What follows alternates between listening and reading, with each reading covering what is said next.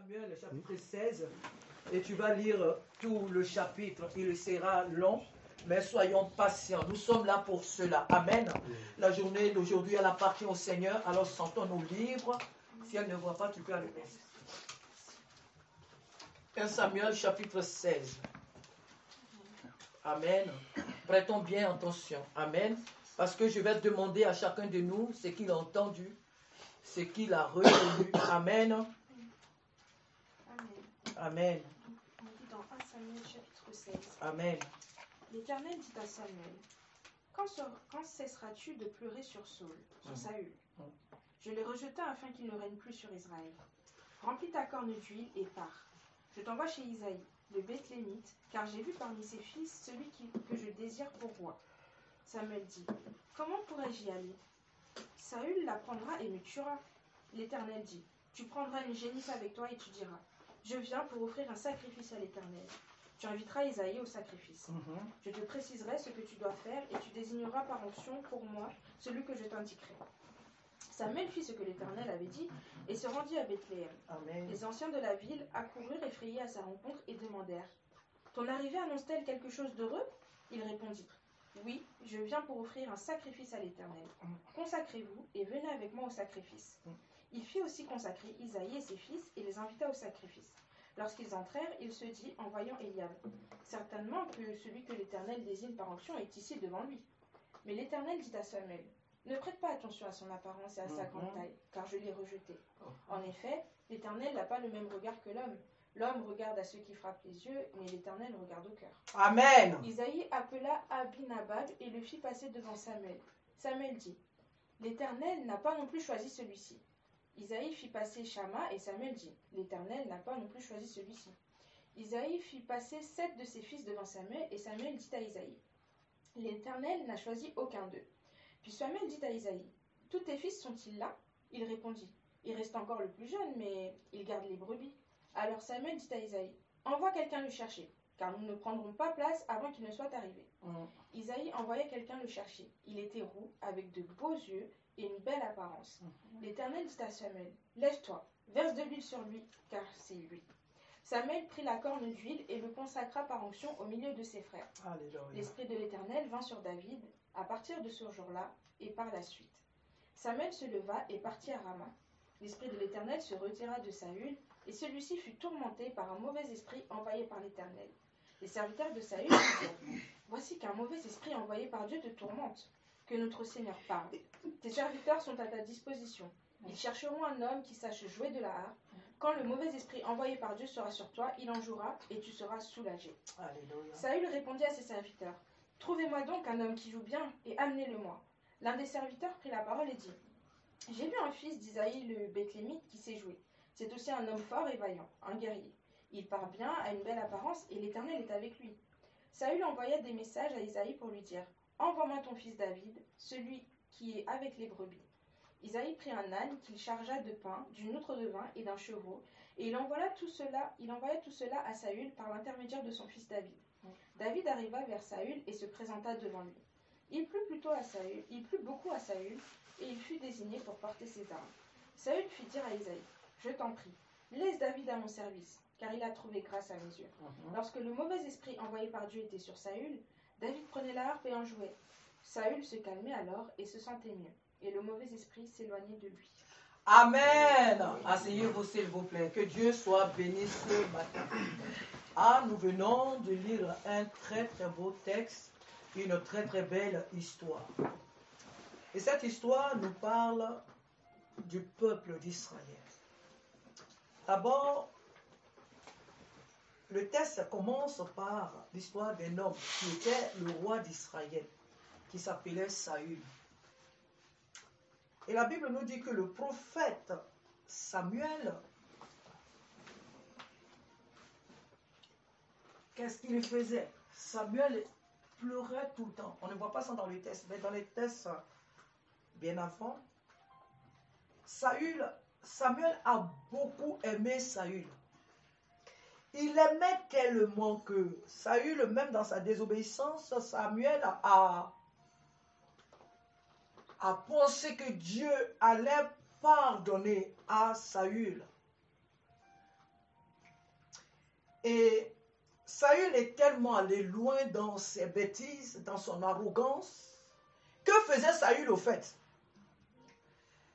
Saül, lorsque Dieu lui disait, Saül fait ça, lui il faisait autre chose. Quand Dieu disait à Saül, va dans telle contrée, tu extermines femmes, enfants, troupeaux, tout, sans rien laisser, Saül partait et il faisait le contraire. Il pouvait tuer les femmes et les enfants, mais il laissait les chefs, les rois, et il prenait le troupeau sous prétexte que son armée avait trop combattu et qu'elle avait faim, donc il fallait qu'elle mange. Cet homme, lorsqu'il est venu au pouvoir, il était humble. Saül était un roi humble dès le départ de son règne. Il était attentif à la voix de Dieu. Il écoutait ce que Dieu faisait. Et il est arrivé à un certain moment de son règne où il s'est dit que, attention, j'ai mon mot à dire. J'ai mon mot à dire. C'est vrai que Dieu dit ça. Mais moi, je dois aussi dire ça. Il a oublié que c'est Dieu qui l'avait établi. Il a oublié que c'est Dieu qui l'avait oint pour être chef de son peuple d'Israël. Alors Saül a commencé à se croire plus intelligent que Dieu. Quand Dieu disait B, Saül disait A. Et il arrivait un temps où Saül avait fait une guerre et tout. Et Saül, il arrivait un moment où Saül devait faire un sacrifice. Saül devait faire un sacrifice. Mais ce sacrifice-là, dans l'Ancien Testament, ce sacrifice-là, ce sont les sacrificateurs qui ont droit de faire, de remplir ce sacerdoce. Ce ne sont pas les rois. Mais ce sont les sacrificateurs qui posent ce acte-là pour le pardon du péché des peuples. Et la Bible nous dit que Samuel avait tardé.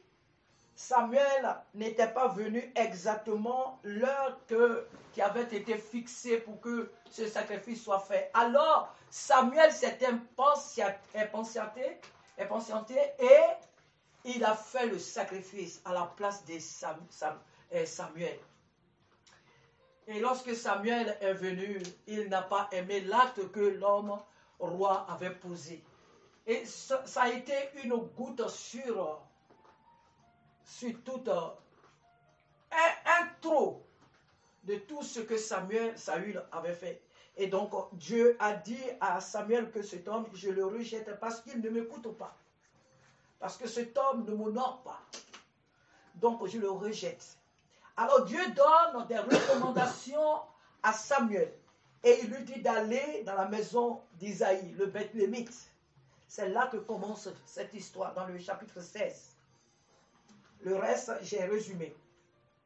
Alors, Samuel, il a une crainte parce qu'il sait que Saül était un roi méchant.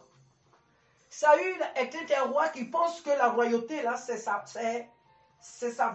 société privée. Et que lui, c'est un dictateur, au fait, un tyran. Un roi qui tue les prophètes de Dieu. Un roi qui tue les serviteurs de Dieu. Et donc, Samuel, lorsque Dieu lui a parlé, d'aller dans la maison d'Isaïe pour oindre celui que lui, Dieu, s'était choisi, Samuel a eu peur. Il dit, mais Seigneur, Saül va l'apprendre. Excusez-moi un peu parce que les deux noms là, ça se coince un peu. Donc, et Samuel dit à Dieu que Saül va apprendre que tu m'as envoyé pour oindre quelqu'un. Et de suite, il va comprendre que son règne est menacé et il risque de me tuer. Alors Dieu lui donne une stratégie. Il dit, prends un animal, en un mot un mouton, et va faire un sacrifice. Quand on va te demander, tu diras que je suis venu pour faire un sacrifice. Ce n'était pas un mensonge, c'était vrai. C'était ce qu'il était allé faire. Alors, Samuel va dans la maison de cet homme, ce Bethlémite Isaïe, et quand il arrive dans ce lieu, d'abord quand il arrive, puisque Samuel était un homme très respecté dans tout Israël. Et tout Israël savait qu'il était un oint de Dieu. Il était le prophète. Les gens voyaient l'accomplissement de ses prophéties. En un mot, ils savaient que c'était un homme de Dieu qui ne se déplaçait pas comme ça. Quand Samuel se déplaçait, c'est qu'il avait une raison. Amen. Il se déplaçait pour une raison. Alors lorsque Samuel arrive à Bethléem, lorsque Samuel arrive, tout le peuple accourt vers lui. Mais qu'est-ce qui se passe? Mais pourquoi Samuel est là aujourd'hui? Mais est-ce pour une bonne raison ou bien pour une mauvaise? Et Samuel leur dit que je suis là pour une bonne raison. Ça dit, je suis venu pour faire un sacrifice. Et Samuel arrive dans les lieux où Dieu l'a indiqué, Dieu l'a amené. Quand il arrive dans ce lieu, il est de suite émerveillé, Samuel.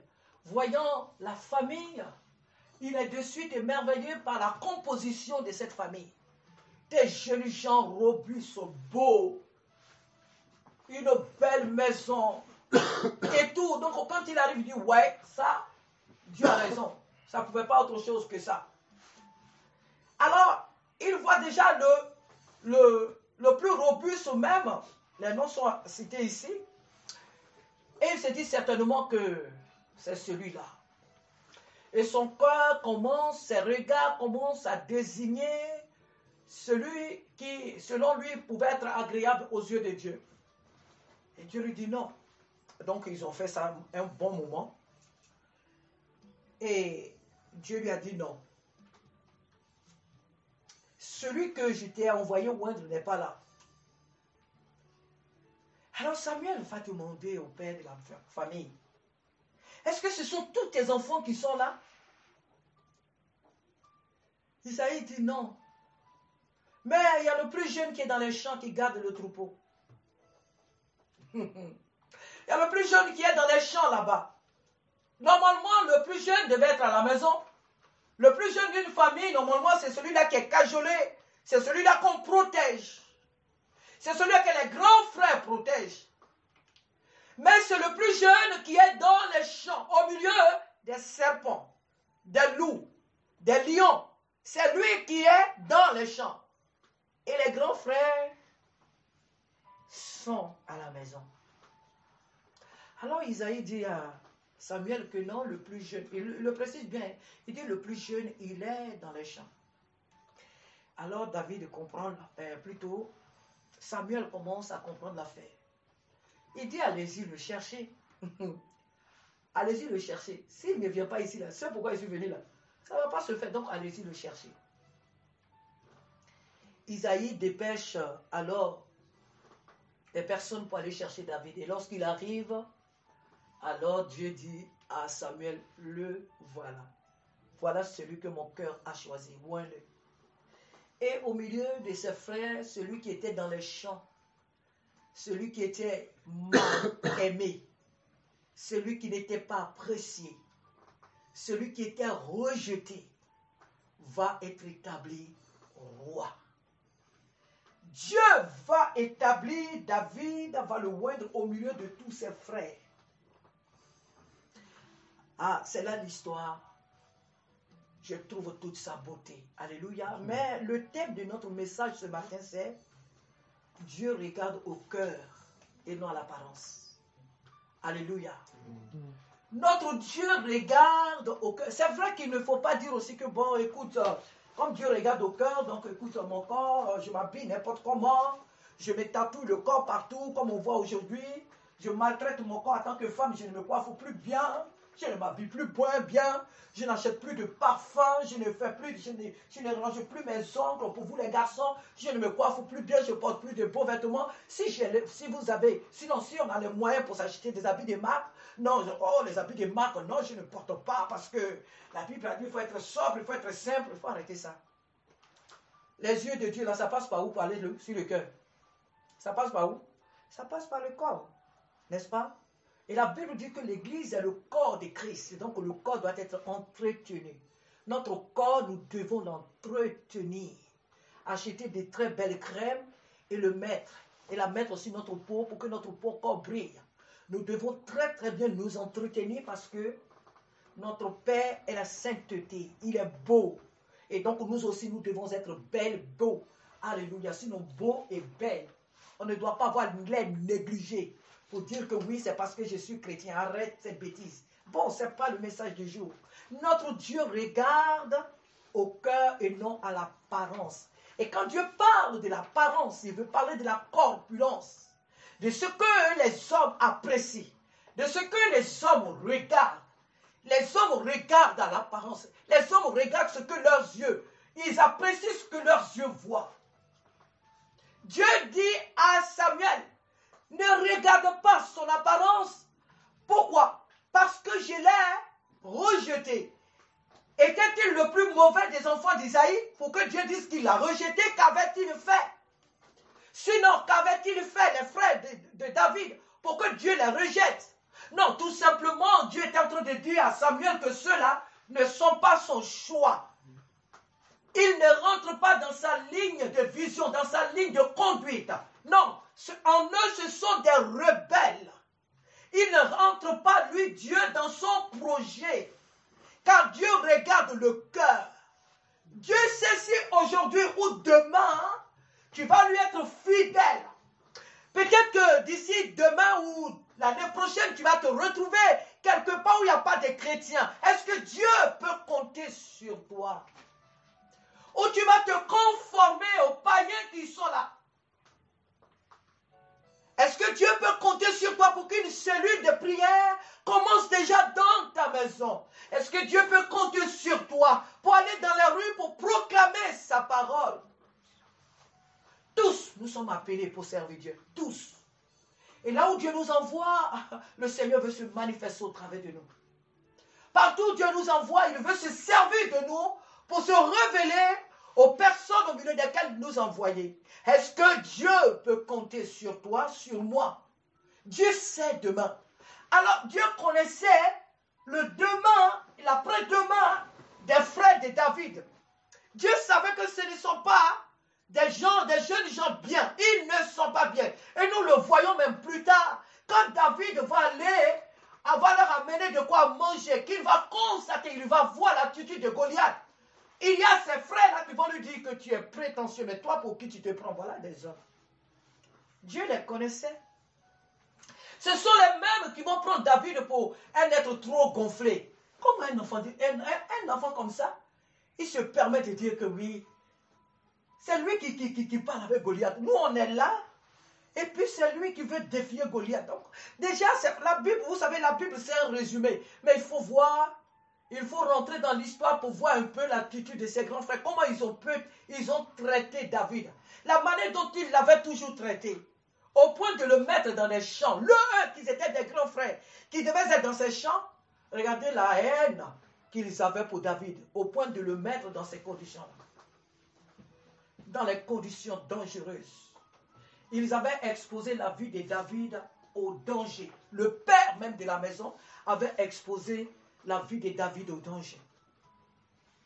Dieu n'avait pas choisi ces hommes, mais David. Mais pourquoi Dieu choisit David? Est-ce parce que David était le plus jeune de la famille?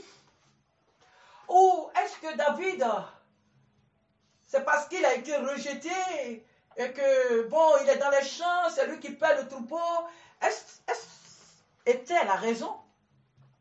Est-ce que c'était ces raisons-là pour lesquelles les regards de Dieu se sont portés sur David? Non. La réponse même est dans le texte. La Bible nous dit que Dieu ne regarde pas l'apparence. Oh, ce jeune homme, il est beau. Ah, cette jeune femme est belle. Ah, cet homme est ceci, cela. Il a les moyens financiers. Elle a les moyens financiers. Ils peuvent bien faire l'œuvre de Dieu. Ils peuvent bien faire ceci dans la maison de Dieu. On choisit les hommes par apparence pour avoir des fonctions dans nos églises. On regarde aux poches des gens pour leur confier des responsabilités alors qu'ils ne sont pas convertis. Ils ne connaissent pas Dieu. Tout à l'heure, je parlais des personnes qui sortent de leur corps, des sorciers. Aujourd'hui, notre église est pourrie. Parce qu'on confie des responsabilités par apparence. On confie des responsabilités à des personnes par apparence. Il est médecin, il est avocat, Il est juge. Oh, c'est un homme d'affaires. Oh, c'est ceci, cela. Il est bien placé pour occuper ce poste. Mais en réalité, qu'est-ce que ces hommes de Dieu la cherchent? C'est une manière de bloquer les personnes dans les églises pour les empêcher de quitter l'église. On les bloque par des responsabilités. Si je le nomme diacre, mais il va toujours être là. Si je le nomme responsable dans tel ou tel département, il va rester là. Donc on nomme les gens par apparence et non par un jugement selon Dieu et non par le regard de Dieu. Ils ne fléchissent pas les genoux pour demander ce que Dieu pense de telle ou de telle personne. Mais ils donnent des responsabilités n'importe comment. Et qu'est-ce qu'on constate plus tard dans ces églises-là? Du n'importe quoi. Du n'importe quoi. Parce que ces personnes n'ont pas acquis la maturité. Elles n'ont jamais accepté Jésus. Eh bien, elles sont là dans l'église parce que c'est le pasteur qui les a établis. Donc, ils sont là. Sinon qu'elles sont là. Vous la voyez dans l'église, elles sont bien zélées. Elles sont même à l'heure dans l'église. Elles sont motivées. Elles prêchent même la parole de Dieu. Mais leurs cœurs n'ont jamais accepté Jésus-Christ. Pourquoi? Parce que c'est un homme qui les a établis. Ce n'est pas Dieu. Alors, Dieu regarde au cœur. Aujourd'hui, tu peux voir quelqu'un. Tu peux voir quelqu'un aujourd'hui. Et que cette personne nage dans le péché. Et que cette personne même se drogue. Elle a des lots sur la tête. Tu peux voir quelqu'un aujourd'hui qui boite spirituellement. Tu peux la mépriser. Oh, telle personne fait ça, telle personne fait ça. Tu peux la juger de tous les noms. La Bible dit que c'est cette personne que je veux. Jésus dit, c'est celle-là que moi je veux. Parce qu'il voit demain, parce qu'il voit après-demain, parce qu'il voit les années à venir, ce que cette personne va accomplir pour elle. Alors vous qui êtes autour là, vous ne comprenez pas. Cette personne qui boite spirituellement. Mais cette personne ne sait même pas chanter. Mais cette personne ne connaît pas du tout la Bible. Mais cette personne, elle est comme ça. Mais cette personne, elle est comme ça. Elle travaille même dans le boîte de nuit. Ou bien même cette personne est pédée, il est homosexuel ou une lesbienne. Mais Dieu dit, c'est elle que j'ai choisie. Parce que le choix de Dieu ne regarde pas aujourd'hui. Il le regarde plus loin. Le choix de Dieu regarde beaucoup plus loin. Nous jugeons de ce que nous voyons aujourd'hui.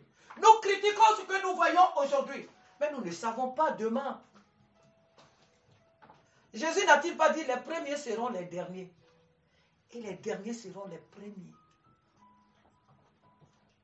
Pourquoi Dieu a-t-il choisi David? Est-ce parce qu'il était le plus jeune? Il y a combien de plus jeunes des familles que Dieu n'a pas choisi? Combien de personnes, des jeunes gens dans leur famille qui sont maltraités que Dieu n'a pas forcément choisi? Dieu les aime et Dieu les veut à lui, bien sûr. Mais est-ce pour autant que Dieu les a choisis pour être des rois, pour être des pasteurs, pour être des évangélistes ou des apôtres? Pas du tout. Dieu les veut d'abord au salut. Dieu a vu le cœur de David. David était dans les champs. Il n'était pas dans les champs en train de murmurer. David ne s'était jamais plaint.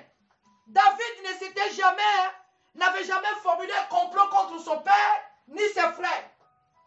David revenait toujours des champs avec joie. Quand il revenait des champs les soirs, il revenait avec joie. Il ne murmurait pas. Mais pourquoi c'est moi? Mais pourquoi c'est moi? David avait un cœur de serviteur. David avait un cœur de serviteur. Il voyait les intérêts de sa famille que lui-même, ses intérêts. Alléluia. David regardait aux intérêts de sa famille. Il se disait que mais, certainement c'est moi qui suis bien placé pour garder ce troupeau. C'est pourquoi mon père m'a confié cette responsabilité. Donc c'est ma tâche.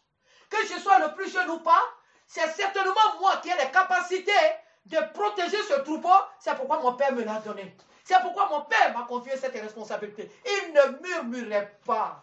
Il était content de garder les troupeaux. Voilà pourquoi lorsque les loups venaient David se battait avec elle. Quand les chiens, quand les serpents, quand les lions venaient contre ce troupeau, David le protégeait.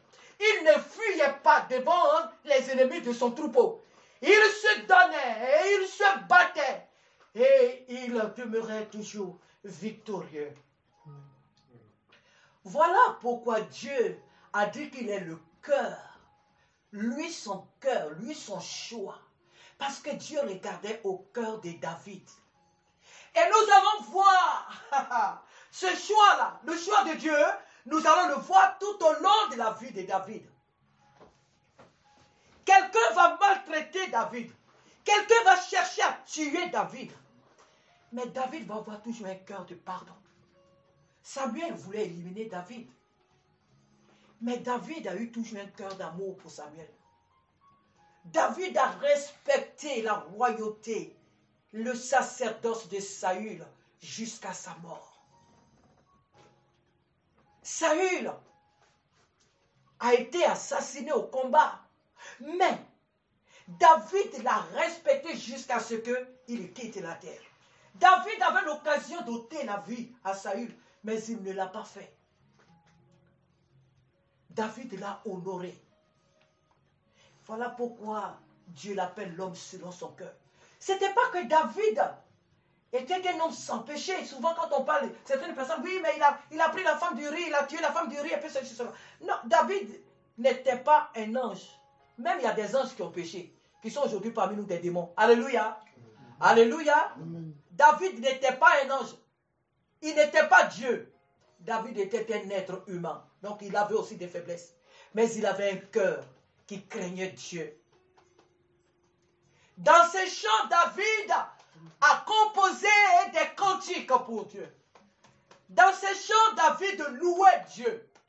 David ne murmurait pas dans les problèmes. David ne se plaignait pas. David ne formait pas de coups contre sa famille. Non, non, non, non. David célébrait l'Éternel dans les chants. David magnifiait Dieu au milieu de ses problèmes. Quand il revenait des chants, comme je viens de le dire tout à l'heure, il revenait avec la louange dans la bouche. Il revenait avec l'adoration dans la bouche. Il était toujours serviable. Alors Dieu a vu en ce jeune homme son caractère de père, son caractère de sauveur. Jésus s'est reconnu en ce David. Il dit, voilà un homme qui me ressemble. Gédéon, s'il te plaît. J'ai dit quoi? Alors on s'assoit correctement dans la présence de Dieu, s'il vous plaît. David, Dieu s'est reconnu en David. Dieu a vu son caractère en David. Il a regardé le cœur de David et il s'y est vu. Dieu savait que David serait un homme capable de paître plus tard Israël. Avec amour, avec rigueur, sans sentiment, sans émotion, mais un homme qui allait le craindre. Oh, alléluia. Voilà l'homme que Dieu a vu. Ce n'est pas parce qu'il était le plus jeune. Ce n'est pas parce qu'il était le méprisé de sa famille. Non, Dieu a regardé à son cœur. Par rapport à son grand frère qui était un être arrogant, méchant, et qui plus tard va révéler, qui vont révéler leur attitude pendant le moment où David veut affronter Goliath de par leur attitude. C'est qu'ils allaient être plus tard, Dieu l'avait déjà vu. Dieu a déjà vu leur cœur. Il sait que ce sont des jeunes hommes arrogants, qui ne craignent pas Dieu, qui sont jaloux, qui sont complexés, incapables de faire du bien. Qu'ils étaient semblables à Saül. Dieu a vu qui étaient les grands frères de David. Il dit non, Samuel, ne regarde pas l'apparence. Il est beau, il a de beaux cheveux, il a de beaux yeux, il a l'aspect guerrier, sinon guerrier. Non, ne regarde pas ça. Vous les hommes là, vous aimez regarder au bling bling. Tout ce qui brille aux yeux. Tout ce qui frappe aux yeux. Mais moi, l'Éternel, je regarde au cœur. Je regarde à la disposition du cœur.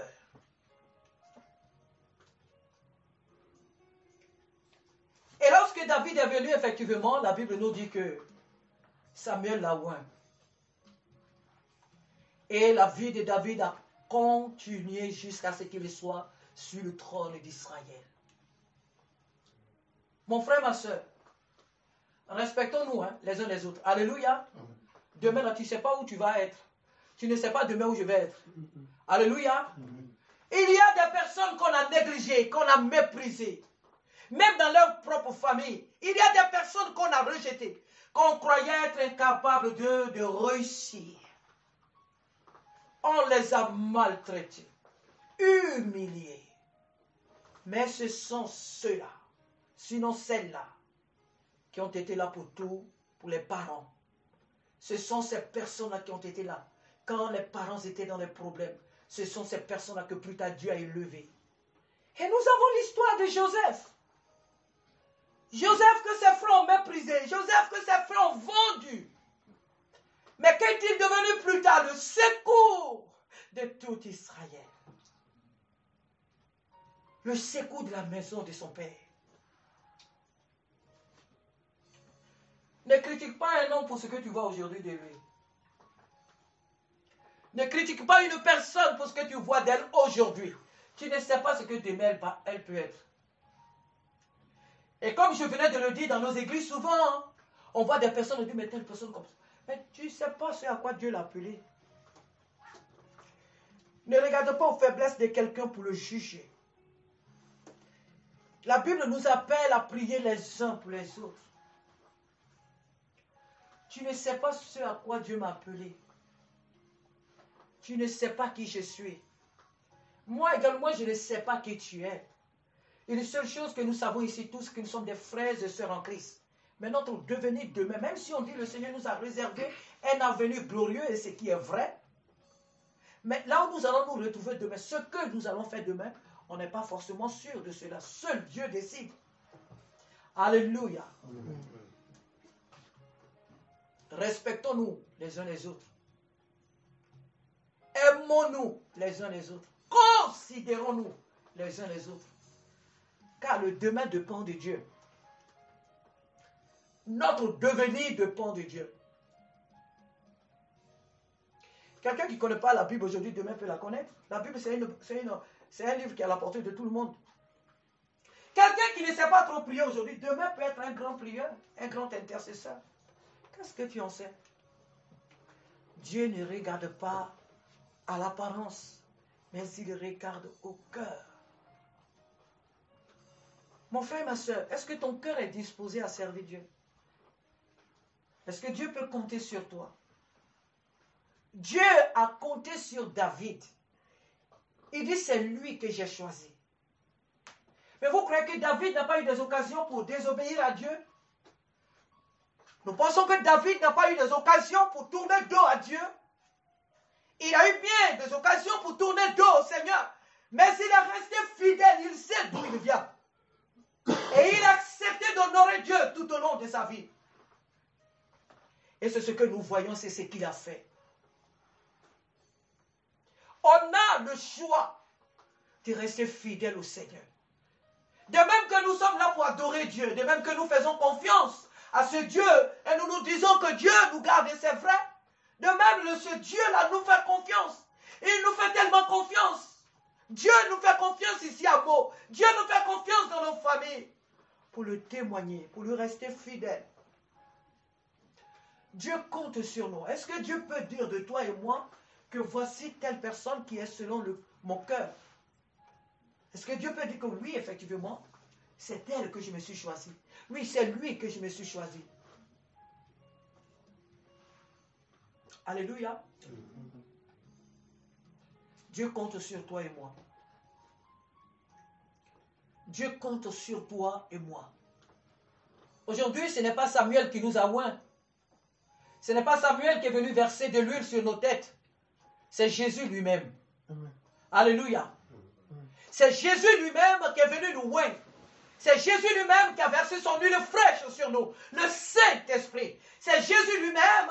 Cette huile qui est l'image du Saint-Esprit. C'est Jésus, le Saint-Esprit, qui est venu lui-même habiter en nous aujourd'hui. Il nous a établis pour faire sa volonté.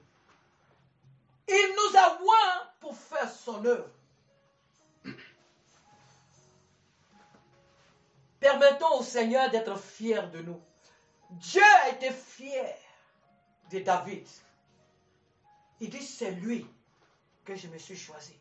Dieu n'a pas eu honte de présenter David à Samuel. Il dit, c'est lui. Ce ne sont pas ses frères, hein, mais c'est lui. Celui qui vient des champs, celui qui sent les odeurs des moutons, c'est lui. Quelqu'un qui paie les troupeaux, les moutons, il a l'odeur des moutons sur lui. Celui-là, celui qui est dans les champs, sous la pluie, sous le soleil, celui qui a les cheveux ainsi dérangés là, celui-là, c'est lui que je me suis choisi. C'est lui, mon choix. Parce que Dieu avait vu le cœur de David.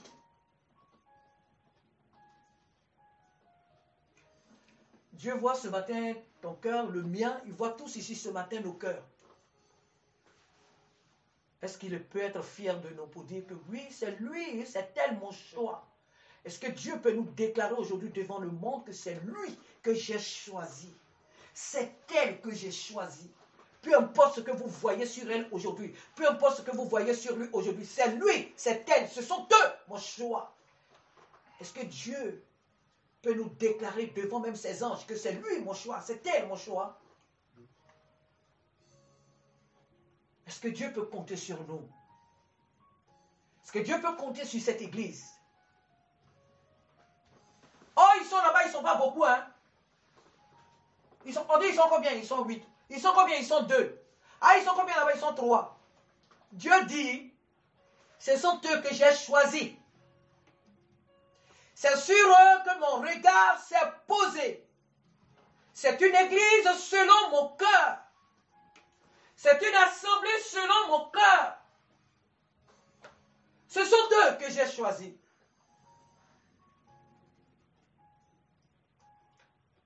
Alors si Dieu nous a choisis, alors quel est notre rôle après? Qu'est-ce que nous devons faire? Après que David soit oint, est-ce qu'il est resté le même jeune homme? Après que David soit oint par Samuel, est-ce qu'il est resté le même jeune homme oisif? Il n'était déjà pas oisif, mais est-ce qu'il est resté sans rien faire par rapport à l'onction qu'il avait reçue? Non. La vie de David avait désormais changé. Jésus-Christ nous a oints pour être de nouvelles personnes. Le Saint-Esprit est venu dans notre vie pour faire de nous de nouvelles personnes. Il est venu nous transformer. Nous étions sur une trajectoire mauvaise. Il est venu pour nous établir sur lui sa trajectoire, lui. On dit bien une trajectoire. Hein? Oui. Amen. Oui. Dieu compte sur toi. Dieu compte sur moi. Je vais m'arrêter là. Ce qui brille aux yeux des hommes ne l'est forcément pas de Dieu, pour Dieu. Car Dieu regarde le cœur. Dieu regarde au cœur. Dieu ne regarde pas à l'apparence. Et comme je l'ai dit au départ, ce n'est pas parce qu'il ne regarde pas aussi à l'apparence qu'il faut se négliger. Mais ici, Dieu veut parler de tout ce que nous les hommes nous considérons. Dieu ne considère pas ce que nous les hommes nous considérons. Dieu considère ce que lui, Dieu, ce qui lui est utile, ce qui lui est nécessaire. Celui ou celle qu'il voit disposer pour accomplir ou pour remplir ou pour faire sa volonté. Ce n'est pas les gens que nous voyons, que nous voulons nous choisir pour faire du cinéma, pour faire le ballet dans la maison de Dieu, pour faire du n'importe quoi dans la maison de Dieu. Dieu regarde aux personnes que lui-même il s'est choisi selon la disposition de leur cœur. Que nos cœurs soient disposés à servir Dieu. Que nos âmes soient disposées à servir Dieu. Que toute notre vie soit au service de Dieu. Même si aujourd'hui nous avons des faiblesses, des manquements, on tombe et on tombe. Oh, Jésus-Christ nous fait confiance. Faisons aussi confiance au Seigneur. Remettons nos vies entre ses mains. Dis, Seigneur, je m'abandonne à toi. Et je sais que tu es capable de me porter plus haut. Même si je suis à terre aujourd'hui, je sais que tu es capable de me relever. Je te fais confiance, Seigneur. Je m'abandonne à toi. Conduis ma vie. Je m'abandonne à toi. Laissons-le nous conduire. Car nos jugements ne sont pas ces jugements. À lui seul soit toute la gloire ce matin pour tout ce qu'il fait.